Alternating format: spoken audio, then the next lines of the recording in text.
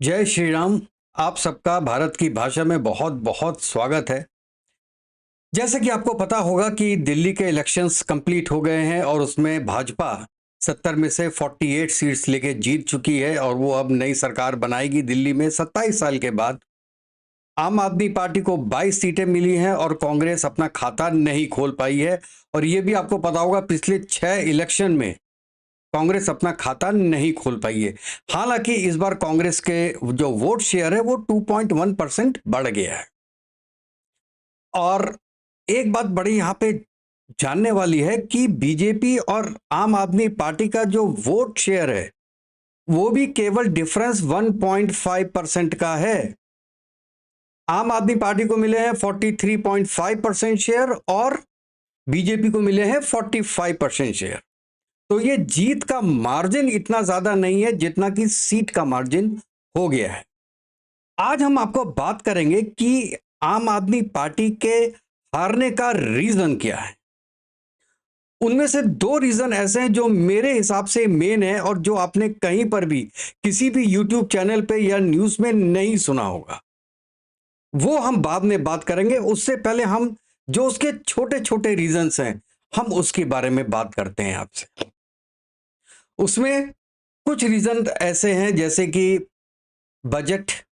Government ने budget उसके एक हफ्ते पहले अनाउंस किया और मिडिल क्लास को काफी ज्यादा इनकम टैक्स में राहत दी गई। तो ये एक बीजेपी ने प्लस पॉइंट किया और कहा कि इनकम टैक्स की डिटेल्स एक हफ्ते बाद बताएंगे, जो कि अभी तक बताई नहीं गई। दूसरे कुछ जैसे स्वाति मालीवाल, अन्ना हजारे और जो कवि हैं वो, उन तीनों ने पूरे इस कैंपेन में उनके अगेंस्ट में बोला। तो ये भी एक बहुत बड़ी बात है कि उनके जो साथ के लोग हैं जिन्होंने ये पार्टी शुरू की है वो ही उनके अगेंस्ट में जाके बोल रहे हैं। एक रीजन है जो उन्होंने शीश महल बनाया है, 48 करोड़ रुपए अपने घर में लगा दिए। और वो आए कैसे थे कि बड़े ईमानदार आदमी हैं, बिल्कुल डाउन टू अर्थ आदमी हैं, वैगनार में चलने वाले आदमी हैं, मफलर पहन के एक छोटा सा 5 रुपए का पेन लेके चलने वाले हैं, चप्पल पहन के। उन्होंने जब 45 करोड़ का अपना घर बनाया तो लोगों ने कहा यार ये तो दिखता कुछ है करता कुछ है और फिर होता कुछ है। एक ये भी रीजन है। फिर यमुना का पॉल्यूशन, उसके बाद के इनके स्टेटमेंट कि बीजेपी की गवर्नमेंट हरियाणा ने उसने जहर छोड़ दिया और आधे से ज्यादा दिल्ली खत्म हो जाती। एक ये है, स्मॉग है, पॉल्यूशन है, और जो इनके पे केसेस हुए हैं शराब घोटाले के, जो ईडी और इलेक्शन कमीशन ऑफ इंडिया उनके साथ उनके नखरे चलते रहते हैं। एलजी के साथ प्रॉब्लम्स हैं। ये नेचुरल होगी क्योंकि सेंटर में बीजेपी है और एलजी बीजेपी के आदमी हैं या बीजेपी ने उनको नॉमिनेट किया हुआ है। तो आपस में टसल, ये पॉलिटिकल टसल है, ये होनी ही थी। किसी भी स्टेट में होता है। तो अगर आपका गवर्नर है और चीफ मिनिस्टर है और वो बीजेपी स्टेट नहीं होगी तो थोड़ी बहुत टसल होगी। अब केजरीवाल का कंपैरिजन किससे है? मोदी जी से। मोदी जी हैं इंटरनेशनल लीडर और ये है दिल्ली का एक छोटे से प्रांत का लीडर। तो इनका आपस में कोई कंपैरिजन भी नहीं बनता है। अच्छा, दूसरा, मोदी जी ने जो एक नया स्लोगन दिया आपदा, इसने भी बहुत काम किया कि ये तो पूरे दिल्ली में आपदा लेके आए हुए हैं। अच्छा, इनका एक प्रो मुस्लिम एटीट्यूड, जो कि इन्होंने कभी भी कोई स्टेटमेंट नहीं दिया बांग्लादेशियों को और जो रोहिंग्या जो हैं, जो दिल्ली में रह रहे हैं अनऑथराइज्ड, उनके जो बेसमेंट्स हैं वहां पे जाके ये बोल रहे हैं कि आप हमको वोट दीजिए। ये भी दिल्ली के लोगों को नागवार गुजरा कि आप उनके हॉटस्पॉट्स में जाके और उनसे वोट करने को बोल रहे हैं। ये भी एक बहुत बड़ा था। और दूसरा, जो मैंने अभी बताया था कि गवर्नमेंट का जो स्टेट गवर्नमेंट है और सेंट्रल गवर्नमेंट है, उन दोनों का आपस में कनेक्शन ही नहीं था। तो लोग सोचते हैं कि अगर दोनों जगह सेम सरकार होगी तो डबल इंजन की सरकार होगी तो काम ज्यादा अच्छा होगा, एक लोगों ने यह सोचा होगा। और इनकम्बेंसी इनकम्बेंसी फैक्टर तो है, बहुत बड़ा फैक्टर मैं नहीं मानता हूं, लेकिन इनकम्बेंसी फैक्टर है क्योंकि 10 साल से वो थे। अच्छा, इन्होंने जो केवल अपने मुस्लिम वोट्स को देखा और बाकी जो मिडिल क्लास के वोट्स हैं, जो पहले उनकी एक ताकत हुआ करती थी, उसको छोड़ दिया। उसको बीजेपी ने पकड़ लिया। कैसे पकड़ा वो मैं अपने पहले और दूसरे पॉइंट में बताऊंगा। अच्छा, दूसरा कि जब आर्मी से बात हुई थी तो आर्मी ने जब कहा था कि हमने उरी स्ट्राइक किया तो इन्होंने ऑब्जेक्शन किया, कहते हैं जी हमको सबूत लाके दो। अब आपकी गवर्नमेंट, सेंट्रल गवर्नमेंट कह रही है कि हमने सर्जिकल स्ट्राइक की और आप उसका सबूत मांग रहे हैं। यह भी लोगों को नागवार गुजरा, यार ये कैसे बंदा कर सकता है। अच्छा, और दूसरा, जब आप जेल गए आपने रिजाइन नहीं किया, जेल से बाहर आए और जब कोर्ट ने बोला कि आप अपने ऑफिस में नहीं जा सकते, कोई काम नहीं कर सकते, कोई फाइल नहीं छू सकते, तो आपने आतिशी जी को सीएम बना दिया। और उसके बाद इलेक्शन के पहले बोला कि अगर इलेक्शन में हम जीतते हैं तो हम सीएम बनेंगे। क्यों? एक सीएम को हटा के, मतलब आपने तो उनको एक अपना कठपुतली बना दिया। ये भी एक रीजन लोगों को समझ में नहीं आया। और जो लीकर का केस है वो तो है ही। अच्छा, अब मैं आता हूं अपने 2 पॉइंट्स में दोस्तों। ये छोटे छोटे पॉइंट्स थे जो कि डिस्कस किया, और ये लेकिन छोटे छोटे मतलब वेरी वेरी इंपॉर्टेंट पॉइंट्स। पहला पॉइंट मैं डिस्कस करना चाहता हूं कि अरविंद केजरीवाल और आम आदमी पार्टी एक ही है। मतलब अगर अरविंद केजरीवाल नहीं है तो आम आदमी पार्टी पे कोई दूसरा चेहरा है ही नहीं। डेली बेसिस की जो चीजें होती हैं, रूटीन की चीजें जो होती हैं पार्टी की, उसका डिसीजन अरविंद केजरीवाल लेते हैं। तो लोगों को यह लगा ये तो फंसे हुए हैं केसेस में, अगर ये जेल चले जाते हैं तो कौन संभालेगा दिल्ली को। फिर वही गड्ढों वाली सड़क होगी, पानी भरा होगा, स्मॉग होगा, और यमुना भी वो कहेंगे जी अभी तो हम 10 साल से साफ कर रहे हैं, अगले 10 साल और लगेंगे साफ करने में। इसलिए, और उसके ऊपर जो सबसे बड़ा पॉइंट है वो है कि अरविंद केजरीवाल एक पॉलिटिशियन नहीं है। आप देखिए, ये पॉलिटिक्स में आए हैं 2012 में और 2013 में इलेक्शन जीत गए। तो इनकी पॉलिटिकल पार्टी ने कोई भी स्ट्रगल नहीं किया है, इन्होंने अपनी जिंदगी में भी स्ट्रगल नहीं किया है। इंटेलिजेंट थे, बहुत होनहार स्टूडेंट थे, जेई क्लियर करके आईआईटी इन्होंने किया, उसके बाद आईएएस एलाइड में वो आए। तो बहुत छोटी बात नहीं है, ये बहुत बड़ी बात है। इन्होंने स्ट्रगल नहीं किया, पार्टी बनाई, तुरंत सीएम बन गए, स्ट्रगल नहीं किया। एक बार रिजाइन कर दिया लोगों के बोलने पे, दोबारा इलेक्शन करा दिया, दोबारा जीत गए। मैं कहना यह चाह रहा हूं कि देखिए, किसी पार्टी को डेवलप होने में, जो नेशनल पार्टीज होती हैं उनको डेवलप होने में टाइम लगता है, 20-20, 25-25, 30-30 साल लग जाते हैं। इनको तो आए हुए 10 साल हुए थे। 10 साल में आप जो अपने जो वोट बैंक है अपना जो बनाया, वो फ्रीबीज से बनवाया। आपका कोई वोट बैंक नहीं है, वोट बेस नहीं है। आपका वोट बेस क्या है? जो बीजेपी को वोट नहीं देना चाहता वो आपको वोट देगा, जो कांग्रेस को वोट देना नहीं चाहता वो आपको वोट देगा। तो आपका वोट बैंक डिपेंड करता है बीजेपी और कांग्रेस पे। आपको समझ में आ रही नहीं मेरी बात? इनका वोट बैंक क्या था? फ्रीबीज, लेडीज को 2100 रुपए दे दो, ये फ्री कर दो, 300 यूनिट बिजली फ्री कर दो। ऐसे कर करके इन्होंने पंजाब भी जीत लिया। पंजाब में भी क्या था कि वहां पे लोगों का गुस्सा था कांग्रेस के अगेंस्ट में, और बीजेपी के अगेंस्ट में, इसलिए वो जीत गए। ये वो समझ नहीं पाए बिकॉज वो पॉलिटिशियन नहीं है। अब दुनिया में मतलब हिंदुस्तान में कहीं भी इलेक्शन होता है, ये खड़े हो जाते हैं पूरी पूरी सीटों पे और सब जगह जमानत जब्त हो रही है। उससे आपकी पार्टी भी सिकुड़ रही है, पार्टी की वैल्यू खत्म होती है इससे। और मैं ये क्यों कह रहा हूं कि ये he is not a politician, इसलिए पॉलिटिक्स और पॉलिटिशियन जो भी बोलते हैं बहुत सोच समझ के बोलते हैं, क्योंकि हर चीज रिकॉर्ड होती है। मोदी जी ने एक बार बोल दिया था कि हर के खाते में 15 लाख रुपए आएंगे। अपोजिशन आज तक वो बात बोलता है कि मोदी जी 15 लाख कहां है, मोदी जी 15 लाख कहां है। पॉलिटिशियंस को बहुत सोच समझ के बोलना चाहिए, और कोई उलट सुलट बात करनी भी है तो आप प्राइवेट मीटिंग्स में कीजिए। इन्होंने पब्लिकली बोला कि मोदी जी इस जन्म में तो नहीं आ सकते दिल्ली में, उनको अगले जन्म का वेट करना पड़ेगा।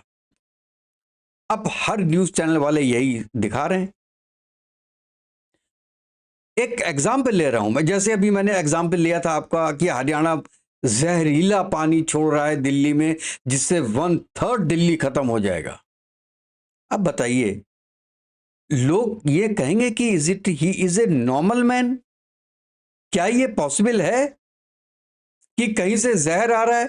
ठीक है, पॉल्यूटेड पानी है, अब बोलिए कि पॉल्यूशन का वो नहीं कर पा रहे हैं निवारण, नहीं कर रहे हैं डेलिबरेटली, ये लॉजिक समझ में आता है।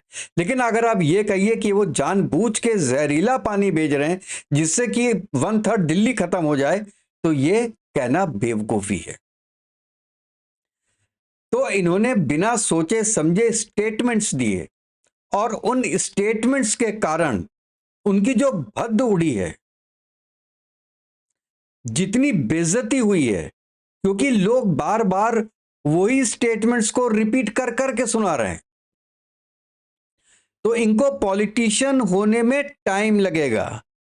कब क्या और किसके सामने क्या बोलना है, ये आपको सीखना पड़ेगा, जो कि इलेक्शन के बाद मुझे लगता है इन्होंने कुछ सीखा है और आके अपनी हार एक्सेप्ट की है। ये इनकी मीटिंग में डिसाइड हुआ होगा कि हमको एक्सेप्ट करना है, और इलेक्शन कमीशन पे जाके नहीं बोलना है या ईवीएम पे जाके नहीं बोलना है, ये आपस में डिसाइड किया हुआ। This is a very good. तो ये एक पॉइंट है कि he is not a politician. Politician में रगड़ रगड़, जैसे मोदी जी हैं 40 साल तक रगड़ रहे हैं वो अभी तक, फिर भी कभी ना कभी उनके मुंह से कुछ बात निकल जाती है, लेकिन हर चीज डेफिनेटिव नहीं होती है पॉलिटिक्स में। पॉलिटिशियंस जब बोलते हैं वो थोड़ा सा स्कोप छोड़ते हैं उसके अंदर, कि जिससे कि अगर उससे नेगेटिव हो जाए तो वो कल को संभाल सके। लेकिन अरविंद केजरीवाल के स्टेटमेंट्स जो होते थे वो बहुत एफर्मेटिव होते थे। अगले जन्म तक नहीं जीत पाएंगे, हम ये कर देंगे, ये हो चुका है, 5 साल देख लीजिएगा, जमुना बिल्कुल साफ हो जाएगी, हम वहां पे कॉरिडोर बना देंगे, लोग वहां पे जाके एंजॉय करेंगे, आप देखिएगा, मैं कसम खाता हूं अपने बच्चों की कि पॉलिटिक्स में नहीं आऊंगा। अरे ये बोलने की क्या जरूरत थी? ठीक है, मैं मानता हूं उस वक्त आपके दिमाग में नहीं होगा पॉलिटिक्स में आने का, बाद में आया, लेकिन ये स्टेटमेंट बोलने की जरूरत क्या थी? अब सुना रहे हैं लोग ना कि जो बंदा अपने बच्चों की झूठी कसम खा सकता है वो हमारे लिए क्या करेगा। इलेक्शन देते वक्त, इलेक्शन का वोट देते वक्त आप अपने मदर और फादर को व्हील चेयर में लेके आए और उसका वीडियो चलाया, उसकी वीडियोग्राफी करवाई। आपके मदर फादर क्या पैदल चल नहीं सकते हैं? 4 दिन पहले तो पैदल चलते हुए दिखाई दे रहे थे, आज उनको व्हील चेयर में ले आए, किस लिए? अपने मदर फादर का यूज कर रहे हैं अपने इलेक्शन के लिए। यह भी एक नेगेटिव बात क्या है? इसका मतलब you are not a very matured politician. अच्छा, जो दूसरा रीजन मैं ये बोलना चाह रहा हूं, सबसे बड़ा रीजन, वो है यूएसपी। आपका सेलिंग पॉइंट क्या है? जैसे बीजेपी का सेलिंग पॉइंट आज के दिन में क्या है? हिंदुत्व और डेवलपमेंट। वो दोनों उन्होंने छोड़े नहीं अभी तक। 2004 में आपको याद होगा, अटल बिहारी वाजपेयी साहब जब इलेक्शन जीते थे हिंदुत्व के नाम पे, लेकिन बाद में उन्होंने हिंदुत्व को छोड़ के सेकुलर आ गए, पाकिस्तान विजिट कर लिया और कहा कि हम कश्मीर का कोई ना कोई सॉल्यूशन निकालेंगे। 2004 के इलेक्शन में हार गए, क्योंकि पब्लिक ने सोचा यार हमने तो इनको किसी और चीज के लिए इलेक्ट करके भेजा था, हिंदुत्व को आगे बढ़ाने के लिए भेजा था, और ये तो भूल गए, ये तो पाकिस्तान से बात करने लगे। वो हार गए। लेकिन बीजेपी अब ये चीज समझ गई है कि आपको डेवलपमेंट करना है, और लेकिन हिंदुत्व को साथ में छोड़ना भी नहीं है। और यहां पे दोस्तों मैं एक चीज आपको बता दूं, हिंदुत्व का मतलब किसी दूसरे जो धर्म है उनके अगेंस्ट होना नहीं है। वो हिंदू हैं, हिंदुत्व की बात करते हैं, हिंदुत्व का प्रचार करते हैं, इसका मतलब ये नहीं है कि वो मुसलमानों के अगेंस्ट हैं। 10% मुस्लिम वोट गया है मोदी जी को इस बार, जो पिछली बार 5% था, and that make the difference. समझ रहे हैं? मुस्लिम के वोटों का डिफरेंस है जो मोदी जी जीते हैं इस बार। क्या मोदी जी को यह चीज पता नहीं है कि दिल्ली में वो नहीं आ पाते अगर मुस्लिम वोट नहीं मिलते मोदी जी को? 5% बढ़े हैं मुस्लिम वोट, ये एक बहुत बड़ी बात है। तो क्या वो मुस्लिम को छोड़, कोई भी जो योजनाएं होती हैं वो सबके लिए होती हैं इंडिया में ना। उसका हिंदू भी लाभ उठाते हैं, मुसलमान भी लाभ उठाते हैं, सिख भी और ईसाई भी। और यूपी के आप देखिएगा जितनी भी ये योजना है उसका 40% जो फायदा हो रहा है वो मुस्लिम्स को हो रहा है। 40% घर जो मिलते हैं मुस्लिम को मिलते हैं। हल्के हल्के कहते हैं ना, हल्के हल्के के, ये पॉलिटिक्स है। यहां पे माइंड गेम खेला जाता है। माइंड गेम से हल्के हल्के मुस्लिम्स आएंगे बीजेपी की तरफ, और हल्के हल्के जब आएंगे और जब 10 का 20% हो गया तो फिर मोदी जी को कौन हराएगा? लेकिन उसके लिए उनको ऐसी चीजें करनी पड़ेंगी, ऐसे एक्शंस लेने पड़ेंगे कि कहीं किसी मुस्लिम को यह ना लगे कि बीजेपी उनके अगेंस्ट में है। फेवर में हो या ना हो, लेकिन अगेंस्ट में नहीं है। अच्छा, और ये केजरीवाल जी का, आम आदमी पार्टी का, जो कि एक प्रोप्राइटरी पार्टी है। अरविंद केजरीवाल हैं तो पार्टी है, अरविंद केजरीवाल नहीं है तो पार्टी नहीं है। इनका यूएसपी क्या था? अरविंद केजरीवाल का यूएसपी था ईमानदारी, ऑनेस्टी। लेकिन जितने केसेस इनके और इनके पार्टीज के अगेंस्ट में हुए,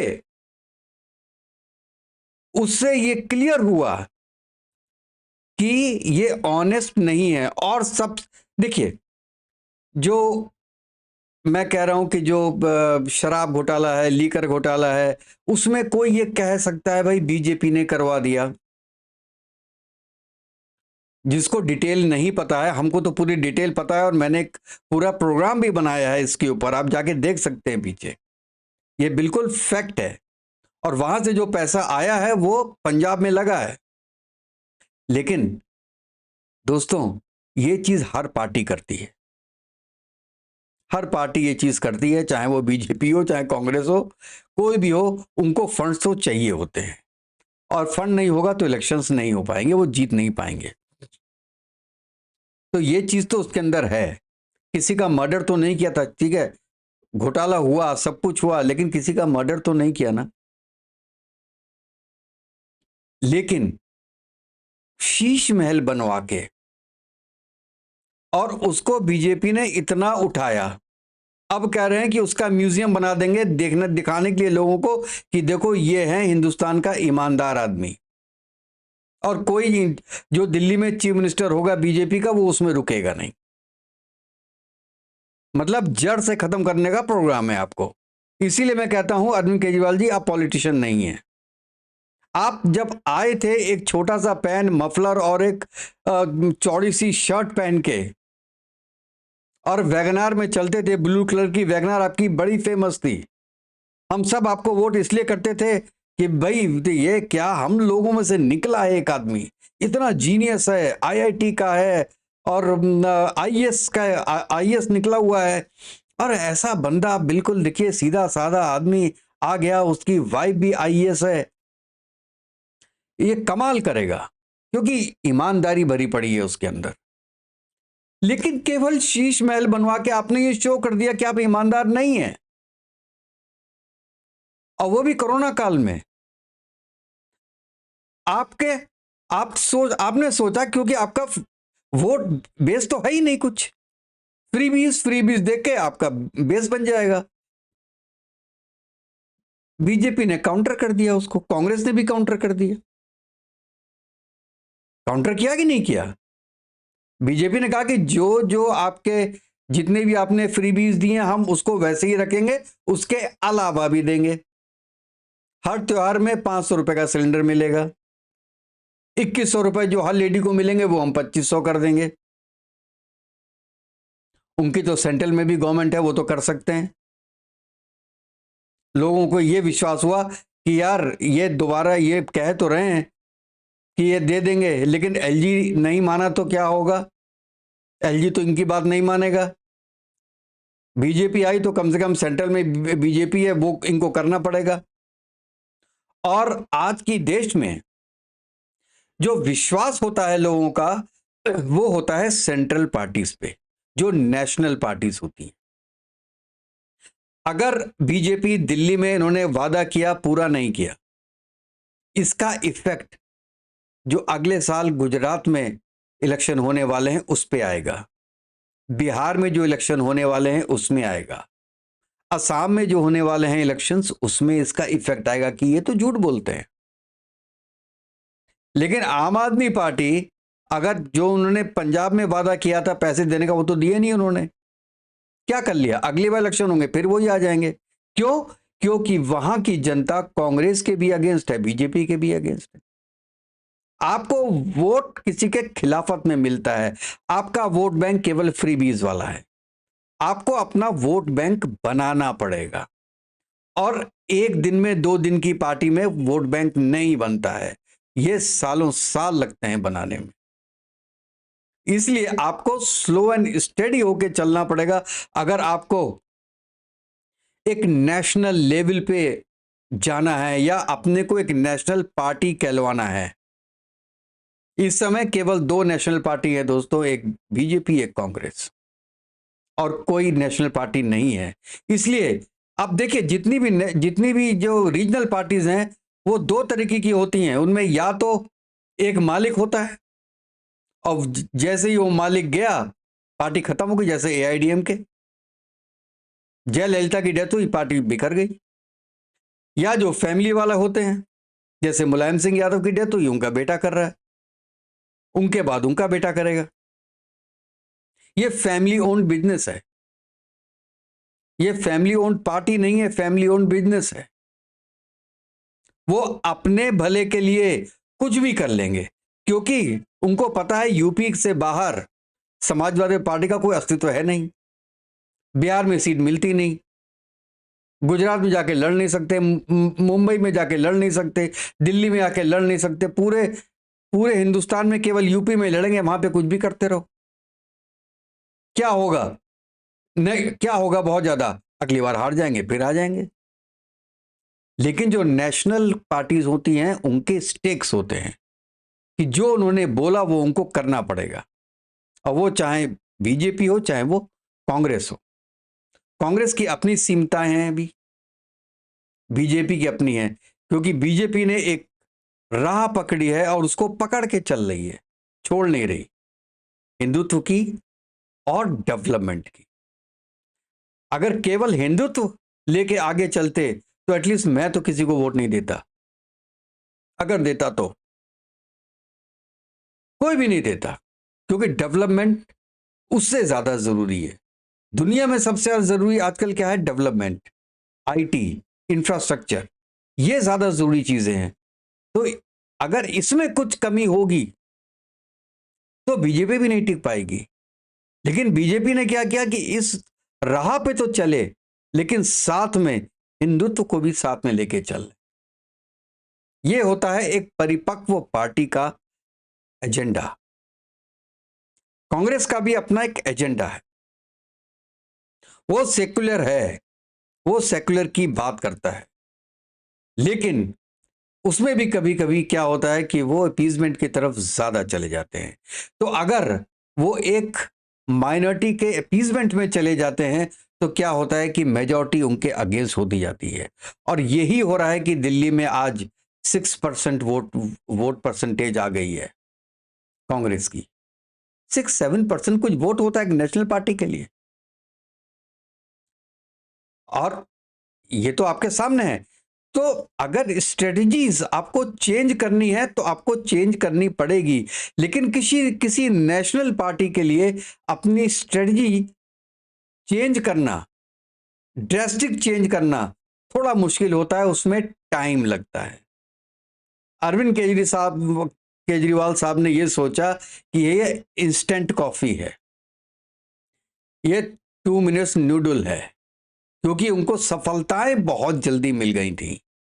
हाँ, अब जरूर उन्होंने सीखा होगा इस हार से, और वो अगली बार, क्योंकि वो भी जानते हैं द डिफरेंस इज ओनली 1.5%, वो अपनी पूरी ताकत से आएंगे। और अब वो शायद मीडिया में ऐसे बात डायरेक्ट ना बोलें जो उन्होंने पहले बोली थी।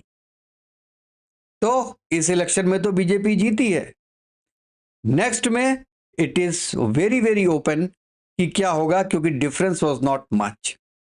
और इस बार भी अगर कांग्रेस और आम आदमी पार्टी दोनों मिल के जीत जाती तो हो सकता है जो नंबर्स हैं उसके हिसाब से आम आदमी पार्टी को 36 सीट मिल जाती, जो कि काफी थी।